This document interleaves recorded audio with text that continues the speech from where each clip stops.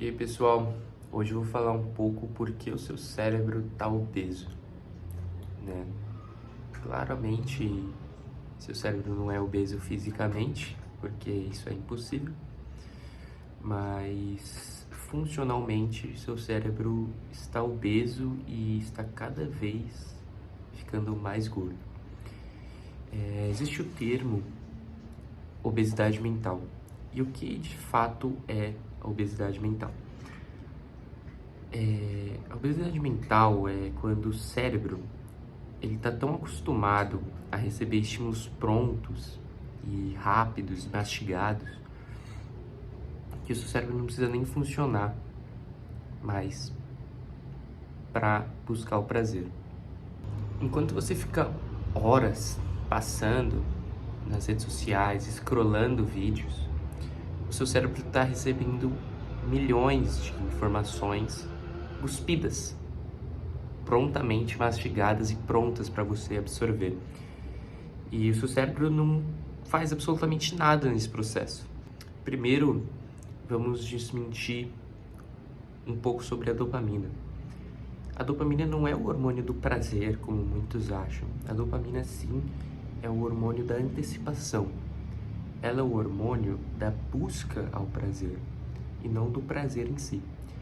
E o que isso significa? No nosso cérebro existe um circuito chamado sistema mesombólico de recompensa.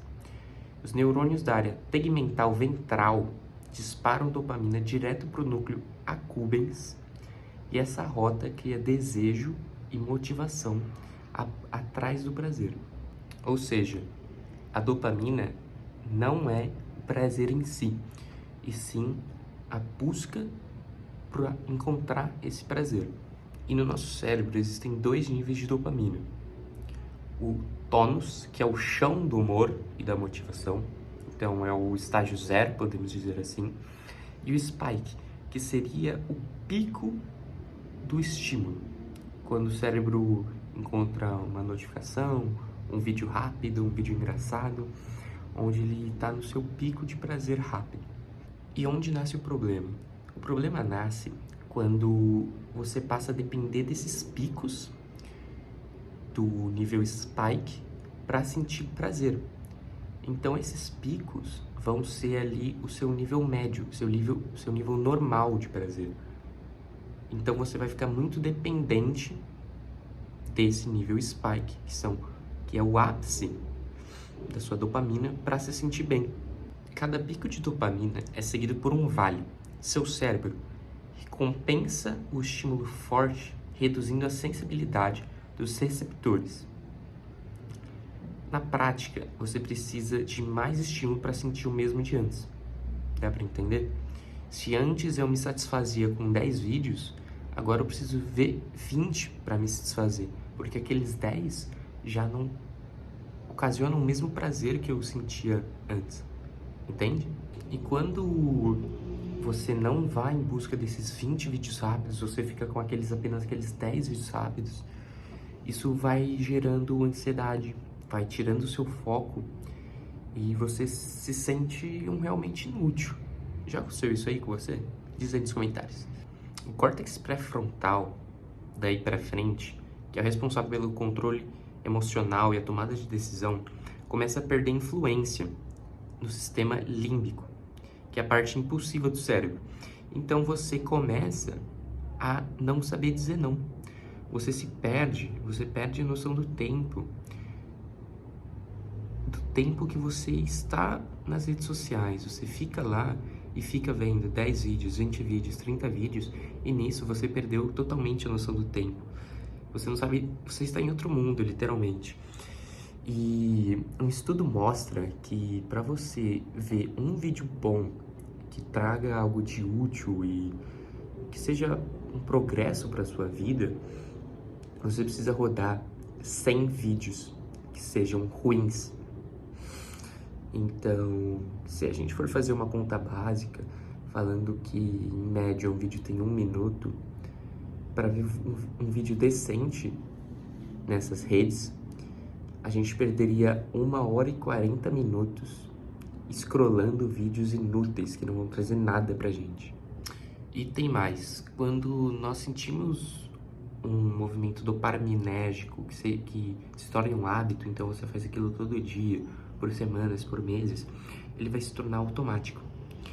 Um exemplo, você já pegou o celular sem nem saber porquê e seus dedos fazem um movimento automático de entrar no Instagram?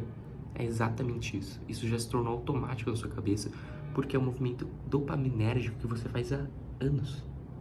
E pior, existe um termo chamado dissonância cognitiva. E o que ela diz? E outra coisa, existe um termo chamado dissonância cognitiva. E o que ela diz?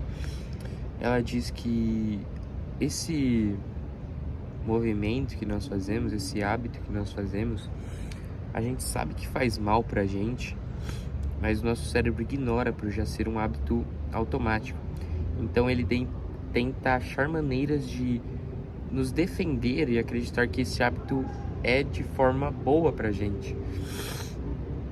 E além disso, ele faz com que nós puxamos as pessoas do nosso ciclo a fazer o mesmo, ou ver as pessoas do nosso ciclo fazendo o mesmo e se sentir menos culpado. E como a gente pode fazer para emagrecer o cérebro? Temos algumas formas. A primeira delas, e muito ignorada, muito subestimada, vamos falar assim, é o tédio. E o que seria o tédio? Seria o silêncio, não fazer absolutamente nada. Quando o nosso cérebro tá parado, quando a gente não tá fazendo nada, a gente tem muito mais criatividade, a gente acaba gerando muitas ideias, tendo muito mais autoconhecimento sobre si, e também uma parte importante trabalhada na memória do aprendizado é ativada quando nós simplesmente não estamos fazendo nada. Então o tédio em si é uma maneira muito boa de quebrar esse hábito ruim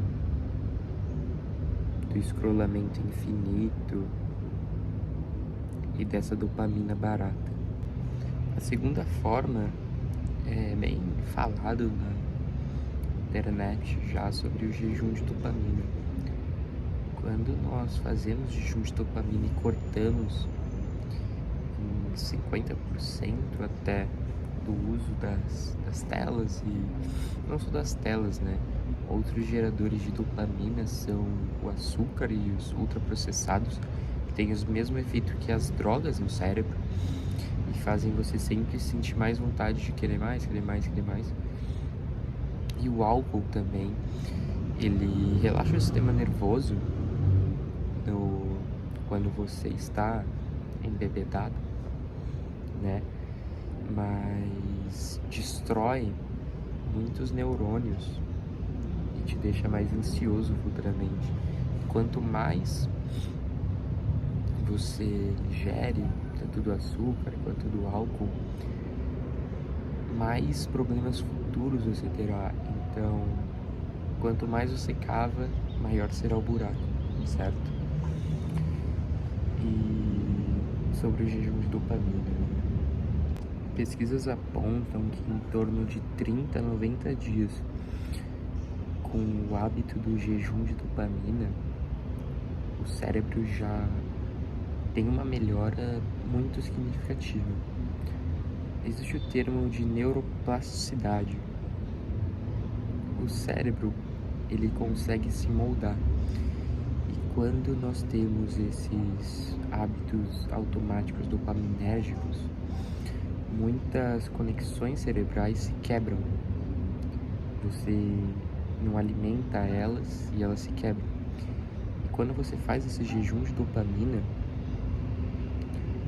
e você toma hábitos saudáveis que façam você lutar pelo prazer e não ter esse prazer de forma rápida e fácil, essas conexões cerebrais conseguem se fortalecer de volta e se moldam e até geram outras novas. Então, você se torna mais inteligente. A terceira forma de melhora é a leitura. E muitas pessoas não têm o hábito de ler e acham chato ler. Mas aí que tá. Você pode começar lendo. Você não precisa ler aqueles conteúdos chatos de Machado de Assis, e tem quem goste, né? Mas começar a ler é o mais importante. Você pode começar a ler qualquer coisa. Você pode começar a ler livros de romance, livros de terror, quadrinhos que sejam. A prática da leitura melhora muito a nossa capacidade de foco, de concentração, a nossa capacidade de aprender, além do que você vai estar lendo, né? Além do aprendizado que você vai tirar dos livros.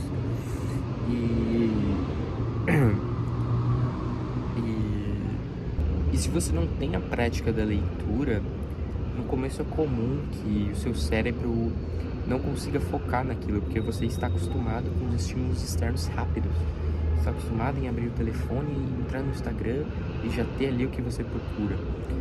Então, quando você precisa ler lentamente, prestar atenção em cada palavra, em cada frase, ler 5, 10 páginas, o seu cérebro vai se acostumando, então isso leva um pouco de tempo. Nas primeiras vezes você pode achar um pouco difícil, mas depois que você cria esse hábito, é um hábito sensacional. Você quer ler, comprar livro, é algo muito bom.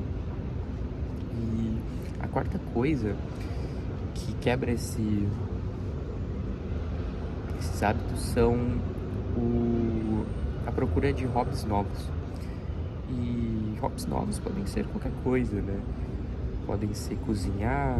Eu quero aprender a cozinhar, quero aprender a fazer um esporte.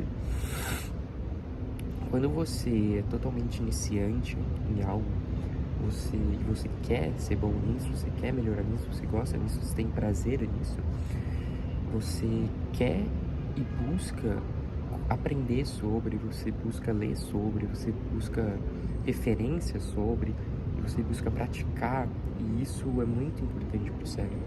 Quando você está nesse processo de aprender algo novo, o seu cérebro fica no modo ativo, e a dopamina não é o resultado final. Você não está ali pelo resultado final, você está curtindo esse hobby por praticar todo dia. Você está ali pelo processo em si, não pelo resultado. E tem uma passagem muito interessante que diz que a longo prazo os nossos hábitos só vão se manter se nós estivermos ali pelo processo e não pelo resultado. É impossível manter algo constante todos os dias que a gente não gosta de fazer. Imagina, você ter que todo dia fazer algo que você não gosta só pensando no resultado. Isso não vai se manter, é impossível fazer isso. Então é muito importante que nossos hábitos sejam que nós gostamos de praticar, ao mesmo tempo que sejam bons no nosso futuro.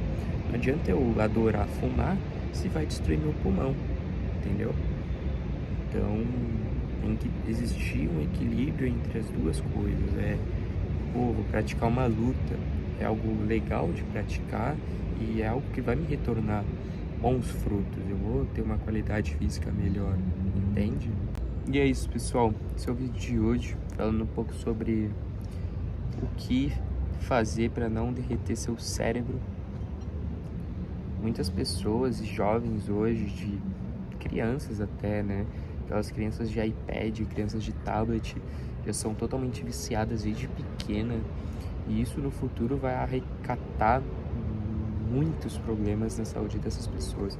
Elas vão ficar literalmente burras, o cérebro vai perder totalmente a funcionalidade.